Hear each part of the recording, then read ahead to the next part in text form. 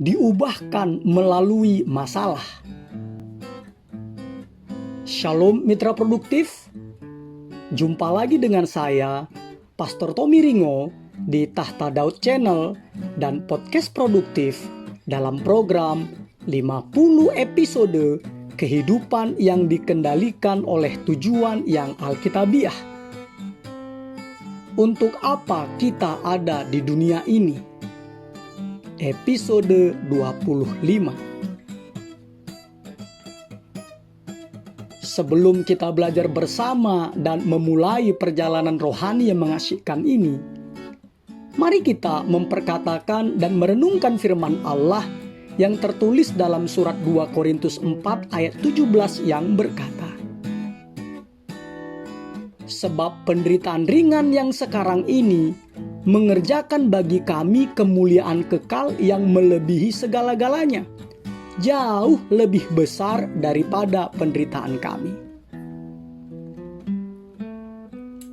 Dari ayat tersebut kita diingatkan mitra produktif bahwa Allah memiliki tujuan di balik setiap masalah. Dia menggunakan situasi, kondisi, dan keadaan untuk mengembangkan karakter kita. Bahkan, Allah menggunakan keadaan tersebut untuk menjadikan kita serupa dengan Yesus sebagai sarana untuk mempraktekkan firman Allah yang kita pelajari dalam kehidupan ini. Yesus memperingatkan kita bahwa kita akan menghadapi berbagai masalah di dunia ini. Yohanes 16 ayat 33. Tidak ada seorang pun yang kebal terhadap rasa sakit atau terlindungi dari penderitaan. Dan tidak ada seorang pun yang akan menjalani kehidupan ini tanpa masalah. Setiap kali Anda berhasil memecahkan satu masalah, masalah lain sudah menanti. Tidak semua masalah itu besar, tetapi semuanya berperan penting dalam proses pertumbuhan yang disiapkan Allah bagi Anda. Rasul Petrus meyakinkan kita bahwa mengalami masalah-masalah itu normal. Ia mengatakannya dalam surat 1 Petrus 4 ayat 12. Saudara-saudara yang kekasih, janganlah kamu heran akan nyala api siksaan yang datang kepadamu sebagai ujian, seolah-olah ada sesuatu yang luar biasa terjadi atas kamu. Allah memakai masalah-masalah untuk menarik Anda lebih dekat kepadanya. Firman Allah mengatakannya dalam kitab Mazmur 34 ayat 19. Tuhan itu dekat kepada orang-orang yang patah hati, dan Ia menyelamatkan orang-orang yang remuk jiwanya. Pengalaman penyembahan Anda yang paling dalam dan akrab biasanya terjadi ketika Anda mengalami masa-masa tergelap dalam hidup Anda, yaitu ketika Anda patah hati, kecewa, merasa ditinggalkan, ketika Anda tidak mempunyai pilihan, atau ketika mengalami penderitaan badani yang luar biasa. Biasanya Anda datang kepada Allah. Dalam penderitaanlah kita belajar menaikkan doa-doa kita yang paling murni, sepenuh hati, tulus, dan jujur kepada Allah. Ketika kita mengalami penderitaan, kita hampir tidak akan menaikkan doa-doa yang dangkal, basa-basi, dan formalitas. Joni Eareckson Tada menulis demikian. Ketika hidup terasa menyenangkan, kita mungkin menikmatinya dengan kerinduan untuk mengetahui tentang Yesus, dengan meniru Dia dan mengutip perkataannya serta membicarakannya. Tetapi hanya dalam penderitaanlah kita akan benar-benar mengenal Yesus. Kita mempelajari berbagai hal tentang Allah di dalam penderitaan, karena hal itu tidak bisa kita pelajari dengan cara lain. Allah tentu bisa saja mencegah Yusuf agar tidak masuk penjara. Kejadian 39 ayat 20-22. Mencegah Daniel agar tidak dimasukkan ke dalam gua singa. Daniel 6 ayat 16-23. Mencegah Yeremia agar tidak dimasukkan ke dalam perigi. Yeremia 38 ayat 6. Mencegah Paulus agar tidak mengalami kapal karam sampai 3 kali. 2 Korintus 11 ayat 25. Dan mencegah Sadrak, Mesak, dan Abednego agar tidak dicampakkan ke dalam perapian yang menyala-nyala. Daniel 3 ayat 1-26. Tetapi Allah tidak melakukannya. Allah membiarkan masalah-masalah tersebut terjadi, dan sebagai hasilnya setiap mereka masing-masing ditarik semakin dekat kepada Allah. Masalah-masalah mendorong kita untuk memandang kepada Allah dan bergantung padanya dan bukan pada diri kita sendiri. Paulus memberikan kesaksian tentang hal ini dalam surat 2 Korintus 1 ayat 9. Bahkan kami merasa seolah-olah kami telah dijatuhi hukuman mati. Tetapi hal itu terjadi supaya kami jangan menaruh kepercayaan pada diri kami sendiri, tetapi hanya kepada Allah yang membangkitkan orang-orang mati. Anda tidak akan pernah tahu bagaimana. Sekali lagi saya ulang ya. Anda tidak akan pernah tahu bahwa Allah lah satu-satunya yang Anda butuhkan sampai Anda menyadarinya bahwa hanya Dialah yang Anda miliki. Sekali lagi saya katakan ya. Anda tidak akan pernah tahu bahwa Allah lah satu-satunya yang Anda butuhkan sampai Anda menyadari bahwa hanya Dialah yang Anda butuhkan.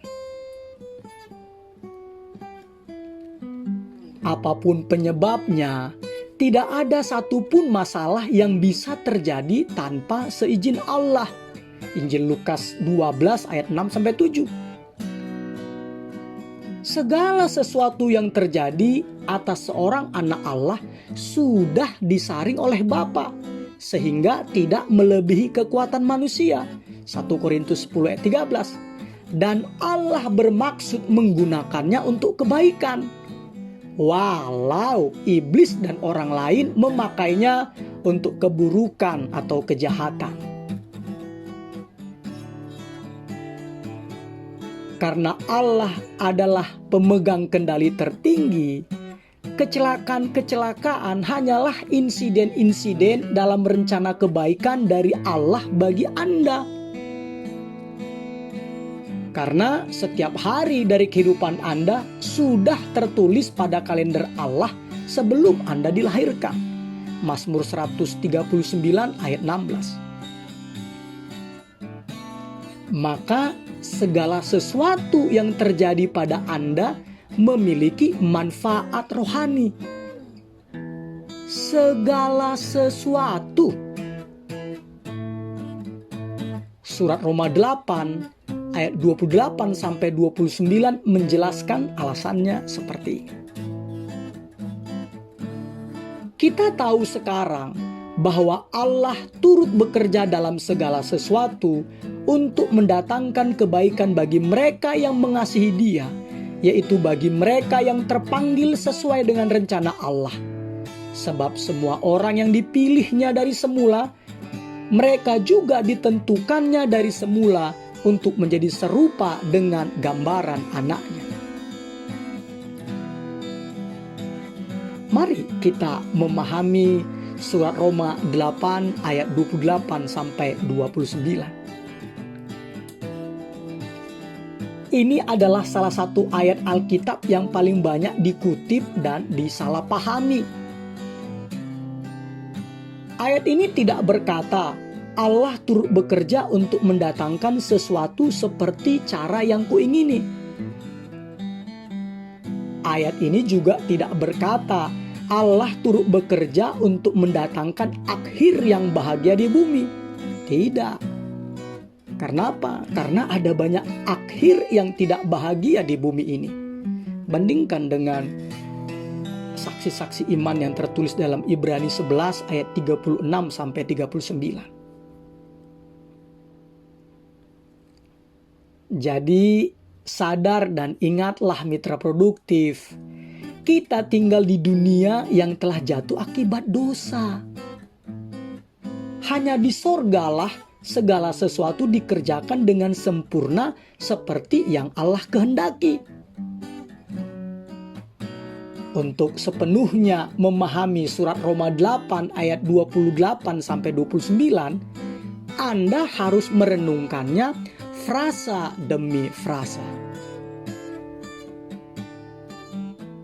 Kata kita tahu menjelaskan bahwa pengharapan kita dalam masa-masa sulit tidak didasarkan pada cara berpikir, impian-impian atau cita-cita, dan optimisme pribadi kita. Tidak didasarkan oleh hal-hal itu. Tetapi didasarkan pada kebenaran bahwa Allah sepenuhnya berkuasa dan mengendalikan alam semesta ini, dan bahwa Allah mengasihi kita. Kata bahwa Allah turut bekerja dalam bahasa Yunaninya sunergeo menjelaskan bahwa ada desainer agung di balik segala sesuatu. Kehidupan Anda bukanlah hasil dari serangkaian kebetulan, nasib atau keberuntungan. Bukan. Allah lah yang memegang kendali. Kitalah yang membuat kekeliruan, tetapi Allah tidak pernah. Allah tidak dapat membuat kesalahan karena Ia adalah Allah. Semua kejadian-kejadian tersebut atau semua kejadian-kejadian yang terjadi dalam kehidupan Anda itu bekerja bersama dalam rencana Allah. Semua kejadian-kejadian tersebut bukan terpisah atau sendiri-sendiri, melainkan bagian-bagian yang saling bergantung dari suatu proses untuk menjadikan Anda serupa dengan Kristus. Analoginya, untuk membuat kue bolu yang enak dan nikmat, Anda perlu memakai tepung, garam, telur, gula, dan margarin. Jika bahan tersebut dimakan sendiri-sendiri, tentu rasanya tidak enak. Tetapi jika diaduk dan dikelola dengan benar lalu dipanggang, maka akan menjadi bolu yang enak dan nikmat. Begitu juga dengan kehidupan Anda. Jika Anda menyerahkan kepada Allah semua pengalaman Anda yang pahit, tidak menyenangkan, maupun yang manis maupun yang menyenangkan, maka Allah, Sang Baker Agung, Sang Pembuat Roti Agung, akan mencampurnya atau mengaduknya dan mengelola semuanya itu untuk kebaikan Anda.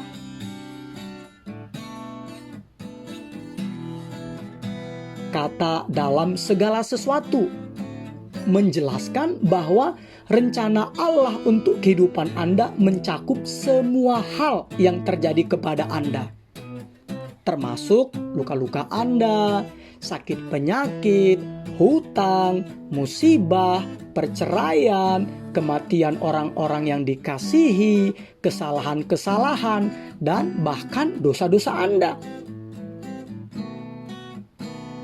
Allah dapat membawa kebaikan dari kepahitan yang paling buruk. Ia melakukannya di Kalvari. Yesaya 53 ayat 4-5, 1 Petrus 2 ayat 24. Kata untuk mendatangkan kebaikan menjelaskan bahwa ini tidak berarti bahwa segala sesuatu dalam hidup ini baik-baik saja.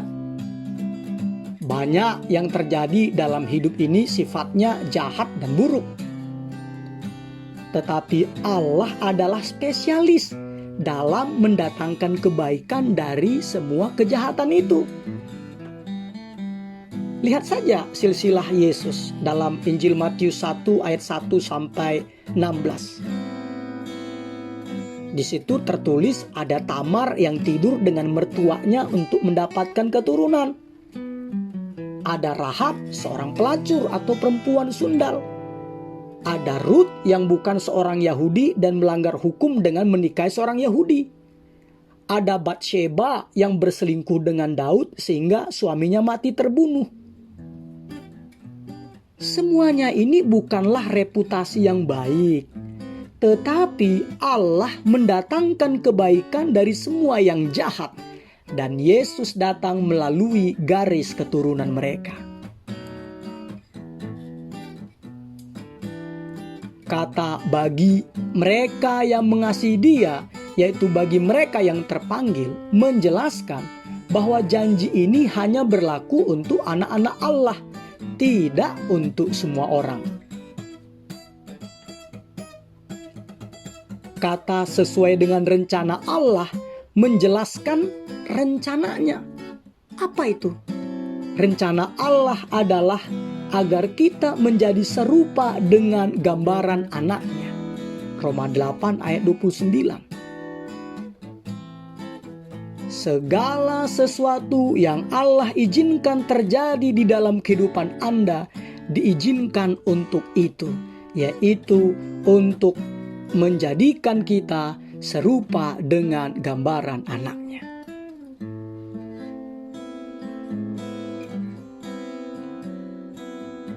Membangun karakter seperti Kristus.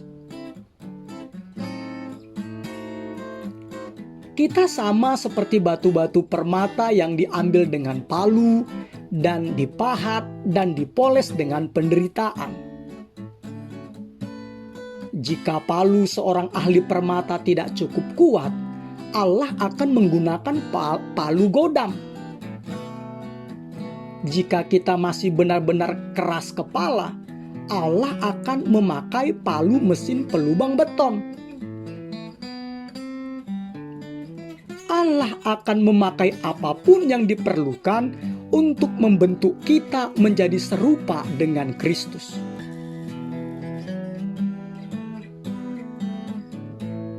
Mitra produktif, setiap masalah adalah kesempatan untuk membentuk karakter. Dan semakin sulit masalahnya, semakin besar potensinya untuk membangun otot-otot rohani dan serat moral kita. Firman Allah berkata dalam surat Roma 5 ayat 3-4.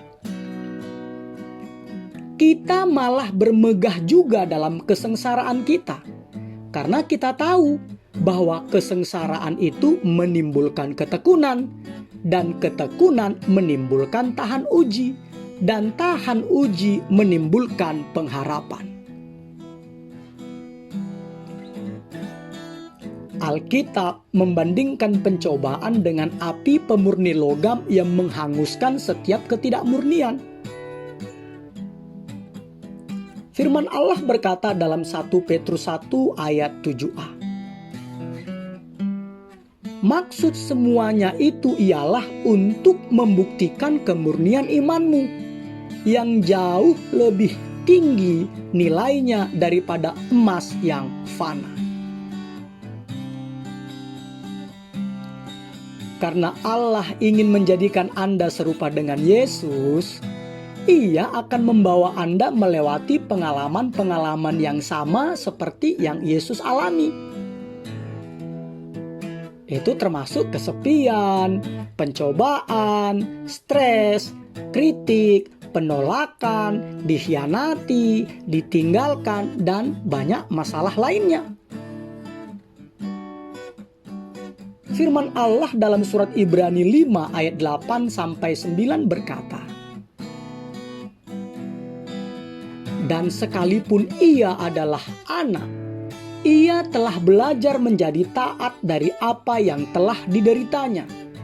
Dan sesudah ia mencapai kesempurnaannya, ia menjadi pokok keselamatan yang abadi bagi semua orang yang taat kepadanya." Pertanyaannya, mengapa Bapa harus mengecualikan kita dari apa yang dialami anaknya sendiri? Firman Allah dalam surat Roma 8 ayat 17 berkata, "Kita menderita bersama-sama dengan Dia, supaya kita juga dipermuliakan bersama-sama dengan Dia."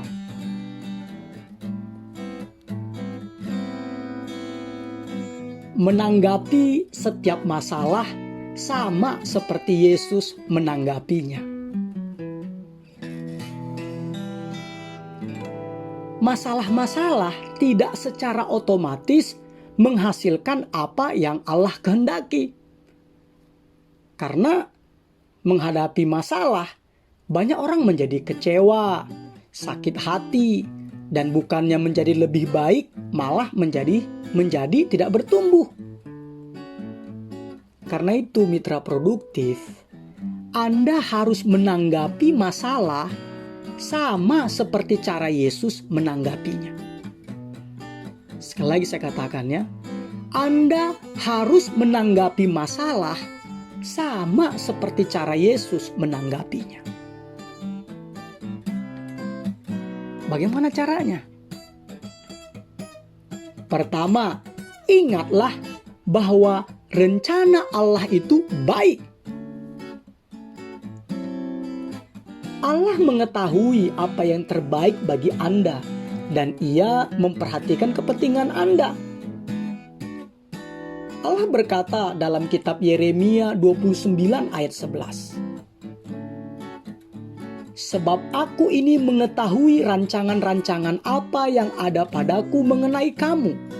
Demikianlah firman Tuhan, yaitu rancangan damai sejahtera dan bukan rancangan kecelakaan, untuk memberikan kepadamu hari depan yang penuh harapan." Yusuf memahami kebenaran ini pada saat dia memberitahukan saudara-saudaranya yang telah menjualnya dalam perbudakan. Seperti yang tertulis dalam Kejadian 50 ayat 20. "Memang kamu telah mereka-rekakan yang jahat terhadap aku, tetapi Allah telah mereka-rekakannya untuk kebaikan." Raja Hizkia menyuarakan perasaan yang sama tentang penyakit yang mengancam nyawanya, seperti yang tertulis dalam kitab Yesaya 38 ayat 17. "Sesungguhnya penderitaan yang pahit menjadi keselamatan bagiku." Jadi mitra produktif, kapanpun Allah mengatakan tidak untuk meringankan atau melepaskan beban Anda, ingatlah firman Allah yang tertulis dalam Ibrani 12 ayat 10. Dia menghajar kita untuk kebaikan kita, supaya kita beroleh bagian dalam kekudusannya.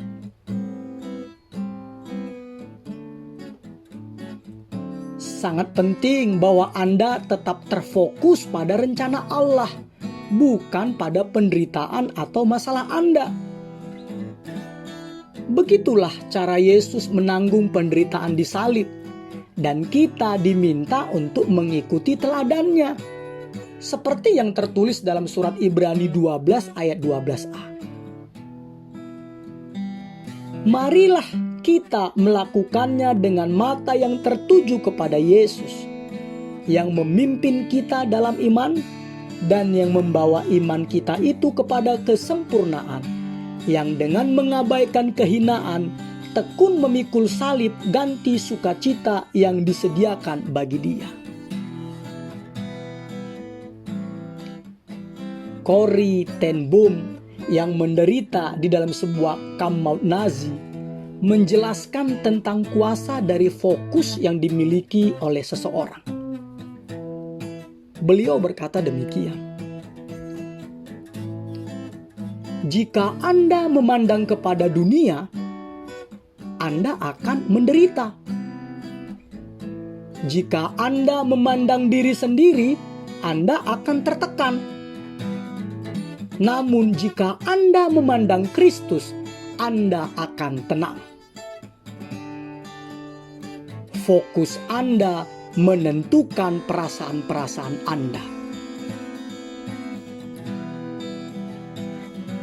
Rahasia untuk tetap bertekun adalah mengingat bahwa penderitaan Anda bersifat sementara, tetapi upah Anda kekal. Musa tekun menjalani kehidupan yang penuh masalah sebab pandangannya ia arahkan kepada upah. Ibrani 11 ayat 26. Paulus tekun menanggung penderitaannya dengan cara yang sama. Dia berkata dalam surat 2 Korintus 4 ayat 17. Sebab penderitaan ringan yang sekarang ini mengerjakan bagi kami kemuliaan kekal yang melebihi segala-galanya, jauh lebih besar daripada penderitaan kami. Mitra produktif, jangan menyerah pada pemikiran jangka pendek.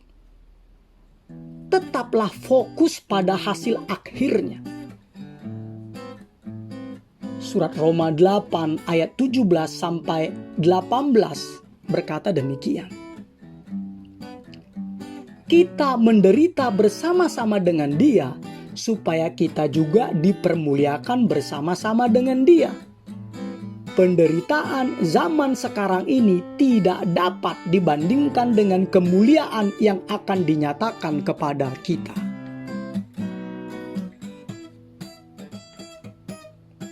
Kedua, bersukacita dan mengucap syukurlah.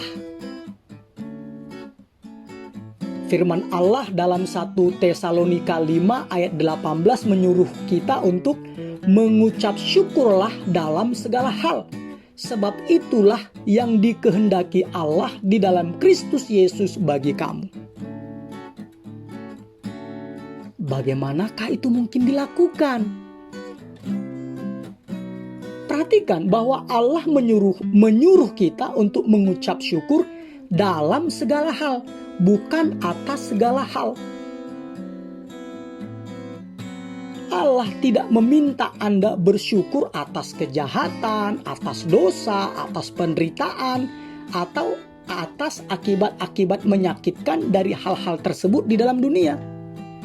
Sebaliknya, Allah ingin Anda mengucap syukur kepadanya karena Allah akan memakai masalah-masalah Anda untuk menggenapi tujuan-tujuannya. Firman Allah dalam surat Filipi 4 ayat 4 mengatakan,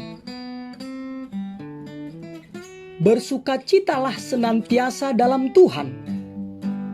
Sekali lagi kukatakan, bersukacitalah. Alkitab tidak mengatakan bersukacitalah atas penderitaanmu. Itu merupakan penyakit, yaitu masokisme, kepuasan yang diperoleh dari penderitaan. Anda bersukacita dalam Tuhan. Tidak peduli apapun yang terjadi, Anda dapat bersukacita di dalam kasih, pemeliharaan, perhatian, hikmat, kuasa, dan kesetiaan Allah. Kita juga dapat bersukacita karena mengetahui bahwa Allah menyertai kita dalam penderitaan kita. Kita bukan melayani Allah yang jauh dan acuh tak acuh, yang mengucapkan kata-kata klise yang membesarkan hati hanya dari pinggir lapangan yang aman.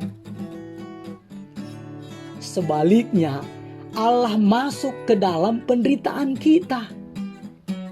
Yesus melakukannya di dalam inkarnasi, Allah yang menjadi manusia. Dan Roh-Nya melakukan itu di dalam kita sekarang.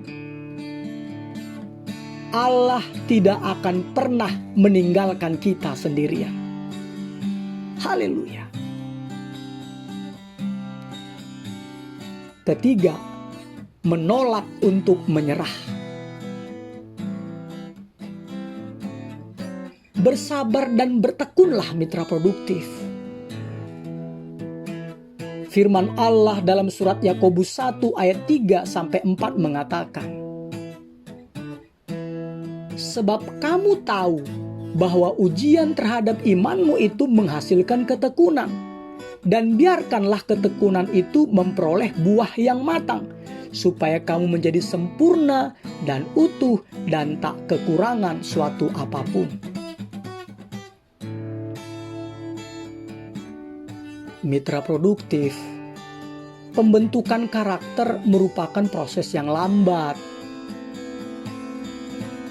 Setiap kali kita berupaya menghindari atau melarikan diri dari kesulitan di dalam kehidupan, kita memotong proses tersebut, menunda pertumbuhan kita, dan akan berakhir dengan jenis penderitaan yang lebih parah karena menolak dan menghindarinya. Bila Anda memahami konsekuensi kekal dari pengembangan karakter Anda, maka Anda akan lebih jarang menaikkan doa memuaskan diri. Contohnya, tolong Tuhan supaya aku merasa nyaman. Anda akan lebih banyak menaikkan doa, bentuklah aku. Pakailah peristiwa ini untuk menjadikanku lebih serupa dengan Engkau ya Bapa.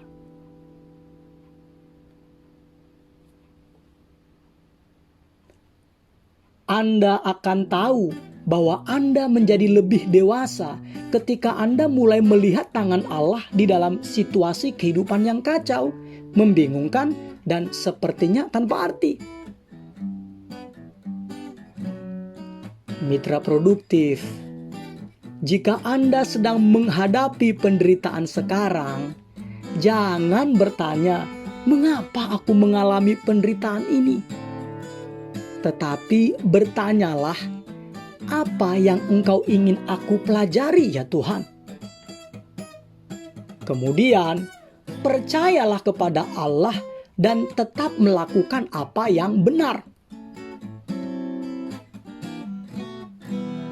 Surat Ibrani 10 ayat 36 berkata, sebab kamu memerlukan ketekunan, supaya sesudah kamu melakukan kehendak Allah, kamu memperoleh apa yang dijanjikan itu. Jangan menyerah, bertumbuhlah mitra produktif. Episode 25, berpikir dan merenungkan tujuan hidup saya. Nilai-nilai atau prinsip-prinsip yang harus kita pikirkan dan renungkan.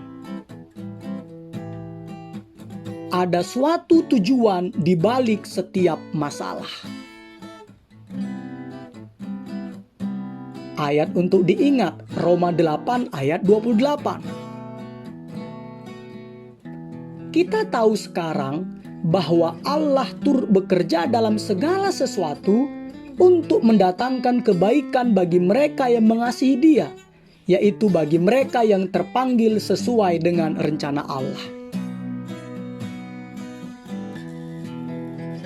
Pertanyaan untuk dipikirkan dan didiskusikan. Masalah apakah dalam kehidupan saya yang telah menyebabkan pertumbuhan rohani terbesar di dalam diriku? Immanuel, Allah menyertai kita mitra produktif. Amin.